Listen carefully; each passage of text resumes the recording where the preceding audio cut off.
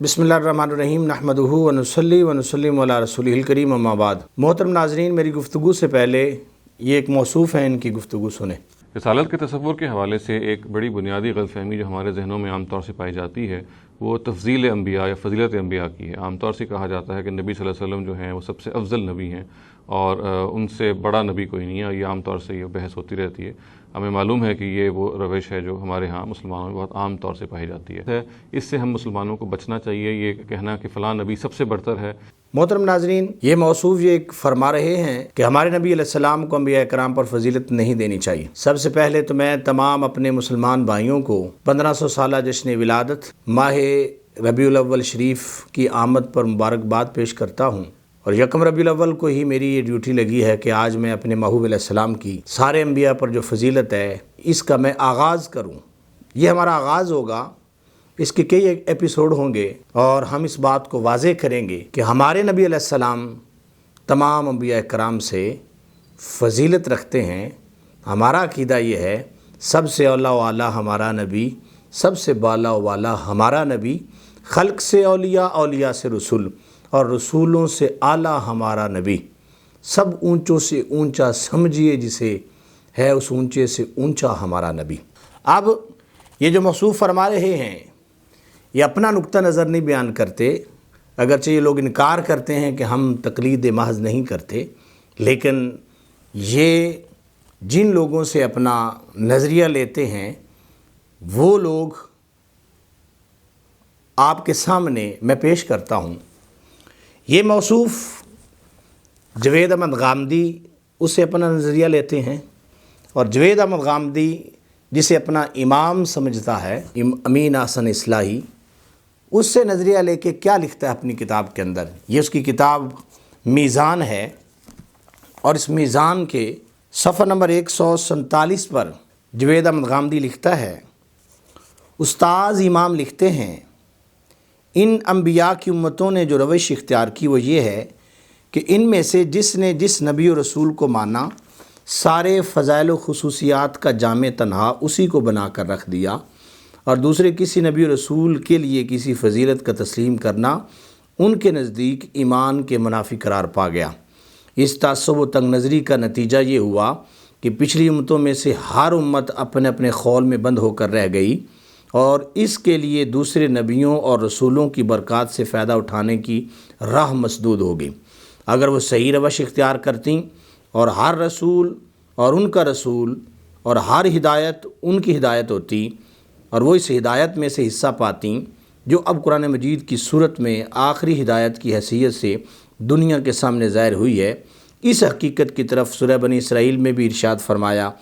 وَلَقَدْ فَضَّلْنَا بَعْضَ النَّبِيِّينَ عَلَىٰ بَعْضٍ وَآتَيْنَا دَاوُودَ زَبُورًا، اور ہم نے انبیاء میں سے بعض کو بعض پر فضیلت دی، اور ہم نے داؤد کو زبور عنایت کی۔ تدبر قرآن کا حوالہ دیا، جلد نمبر 1 صفحہ نمبر 583۔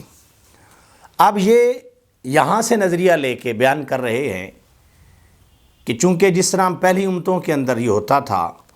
کہ وہ اپنے نبی کو ہی فضیلت دیتے تھے، تو اب بھی چاہیے کہ ہم اپنے نبی علیہ السلام کو فضیلت نہ دیں، اور تاکہ ہم سارے نبیوں سے فیض حاصل کریں۔ ایک طرف آپ یہ نظریہ رکھیں، میں ایک ناقل ہوں، رزلٹ اور نتیجہ آپ نے نکالنا ہے۔ اب میں دوسری طرف امام احمد رضا فاضل بریلوی رحمۃ اللہ علیہ کا نظریہ آپ کے سامنے رکھتا ہوں، فیصلہ آپ خود کریں۔ یہ میرا پہلا ایپیسوڈ ہے، اس کے بعد میں انشاءاللہ قرآن و سنت سے اس کو بیان کروں گا۔ اب جو نظریے کی ابتدا ہے اس ابتدا کو میں آپ کے سامنے بیان کر رہا ہوں۔ یہ میرے پاس فتاوی رضویہ ہے، اور اس کی جلد نمبر 30 ہے، اور صفحہ نمبر اس کا 129 ہے۔ مستقل طور پر ایک رسالہ لکھا گیا، اور اس میں یہ ثابت کیا گیا کہ ہمارے نبی علیہ السلام سید المرسلین ہیں، تمام نبیوں کے سردار ہیں۔ اور اس کی وجہ کیا بنی؟ ایک شخص نے سوال کیا، اور سوال یہ تھا کہ یہاں پہ کچھ لوگ ایسے ہیں جو نبی علیہ السلام کو افضل المرسلین ماننے سے انکار کرتے ہیں۔ ان کو یہ بتایا گیا کہ مسلمانوں کا ہر بچہ جانتا ہے، مگر وہ کہتے ہیں کہ نہیں، قرآن و سنت سے دلیل لا کر دو۔ اب یہاں پر اس کا جواب دیتے ہوئے جو دلائل ہیں تو وہ بعد میں ہیں، لیکن جو خطبہ میرے امام نے لکھا وہ خطبہ میں آپ کے سامنے پڑھ رہا ہوں اور اس کا ترجمہ کرتا ہوں کہ کس طریقے سے امام احمد رضا فاضل بریلوی رحمۃ اللہ علیہ کہتے ہیں۔ آپ ابتدا کرتے ہیں الحمدللہ الذی ارسل رسولہ بالہدی ودین الحق لیظہرہ علی الدین کلہ ولو کرہ المشرکون۔ تمام تعریفیں اسے جس نے اپنے رسول کو ہدایت اور سچے دین کے ساتھ بھیجا اور اسے سب دینوں پر غالب کرے اور پڑے برا مانے مشرک۔ اس کے بعد آپ نے آگے قرآن مجید کی آیت پڑھی، تبارک الذی نزل الفرقان علی عبدہ لیکون للعالمین نذیرا۔ برکت والا ہے وہ جس نے اپنے بندے پر قرآن اتارا اور سارے جہان کو ڈر سنانے والا اسے بنایا تاکہ وہ سارے جہان کے لیے ڈر سنانے والا ہو۔ اس کے بعد میرے امام کیا کہتے ہیں کہ مرسلین کو اللہ پاک نے خاص قوموں کی طرف رسول بنا کر بھیجا، لیکن هو الذی ارسل نبینا رحمۃ للعالمین، میرے نبی علیہ السلام وہ ہیں جن کو اللہ پاک نے تمام جہانوں کی رحمت بنا کر بھیجا، اور اس رحمت میں انبیاء کو بھی شامل کیا، مرسلین کو بھی شامل کیا، ملائکہ مقربین کو بھی شامل کیا، اور تمام کی تمام مخلوق کو شامل کیا۔ آگے دلیل کیا دیتے ہیں، وَجَعَلَهُ خَاتَمَ النَّبِيِّينَ، اور انہیں خاتم النبیین بنایا۔ تمام ادیان منسوخ ہو جائیں گے، وَلَا يُنْسَخُ لَهُ دِينٌ، لیکن ان کے دین کو منسوخ نہیں کیا جائے گا۔ اس کے بعد آپ کہتے ہیں وَأَدْخَلَ فِي أُمَّتِهِ جَمِيعَ الْمُرْسَلِينَ، اور اللہ تعالیٰ نے اپنے محبوب علیہ السلام کی امت میں سارے نبیوں کو شامل کیا، اور اس کی دلیل بھی دی، اِذْ أَخَذَ اللَّهُ مِيثَاقَ النَّبِيِّينَ لَمَا آتَيْتُكُم مِّن كِتَابٍ وَحِكْمَةٍ ثُمَّ جَاءَكُمْ رَسُولٌ مُصَدِّقٌ لِّمَا مَعَكُمْ لَتُؤْمِنُنَّ بِهِ وَلَتَنصُرُنَّهُ، کہ اللہ پاک نے نبیوں سے وعدہ لیا کہ اگر تمہارے ہوتے ہوئے میرے محبوب علیہ السلام تشریف لے آئیں تو تم نے میرے نبی کا کلمہ پڑھنا ہے، ان پر ایمان لانا ہے، ان کی مدد کرنی ہے۔ اس کے بعد میرے امام کیا کہتے ہیں کہ انہی کی یہ شان پائی، سبحان الذی اسریٰ بعبدہ لیلا من المسجد الحرام الی المسجد الاقصی الی السماوات العلی الی العرش الاعلی۔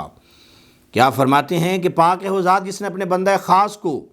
پہلے مسجد حرام سے مسجد اقصی تک سیر کروائی، پھر آسمانوں پہ لے گیا۔ کہاں تک لے گیا؟ ثم دنا فتدلی، اللہ نے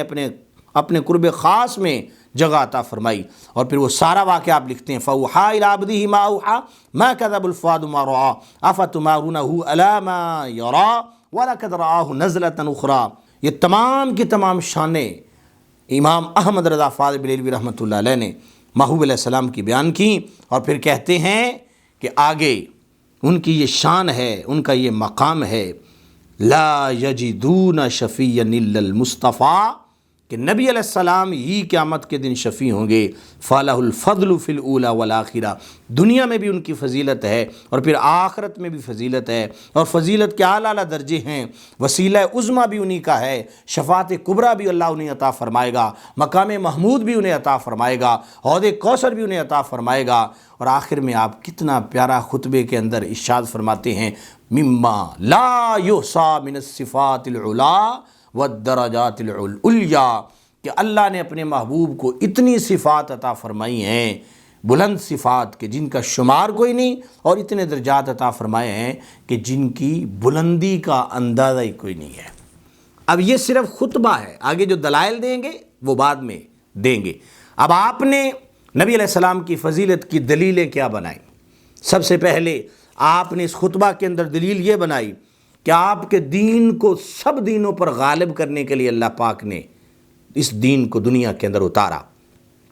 اور پھر تمام جہانوں کے لیے آپ کو نذیر بنا کر بھیجا گیا، آپ کو تمام جہانوں کی رحمت بنا کر بھیجا گیا، اور اس رحمت میں نبی، رسول، ساری مخلوق شامل ہے، اور پھر آپ کے دین کے اندر نسخ نہیں ہے، پہلے سارے دین منسوخ ہو گئے، اور پھر آپ کو یہ شان عطا کی کہ سارے نبیوں کو آپ کی امت میں داخل کیا، اور اس کی دلیل وَإِذَا أَخَذَ اللَّهُ مِيثَاقَ النَّبِيِّينَ دی، اور پھر آپ کا جو معراج کا واقعہ ہے اس کو بھی ذکر کیا ہے، اور پھر شفاعت، اور پھر آخرت میں وسیلہ عظمیٰ اور مقام محمود اور حوض کوثر، یہ ساری دلیلیں بیان کر کے صرف خطبے میں ہی جواب دے دیا ہے، یہ سارے کے سارے مقام محمد مصطفیٰ صلی اللہ علیہ وآلہ وسلم کے ہیں۔ اس وجہ سے اللہ پاک نے انہیں تمام نبیوں پہ فضیلت عطا فرمائی ہے۔ یہ بھی خطبہ ہے، آگے آگے دیکھیے ہوتا ہے کیا، یہ موضوع بیان ہوتا رہے گا۔ اللہ تعالی ہم سب کو نبی علیہ السلام کے مقام کو سمجھنے کی توفیق عطا فرمائے، اور یکم ربیع الاول کو میری یہ حاضری اور میری یہ نوکری اللہ پاک اپنے محبوب علیہ السلام کی بارگاہ میں قبول فرمائے۔ وما علیہ الا البلاغ المبین۔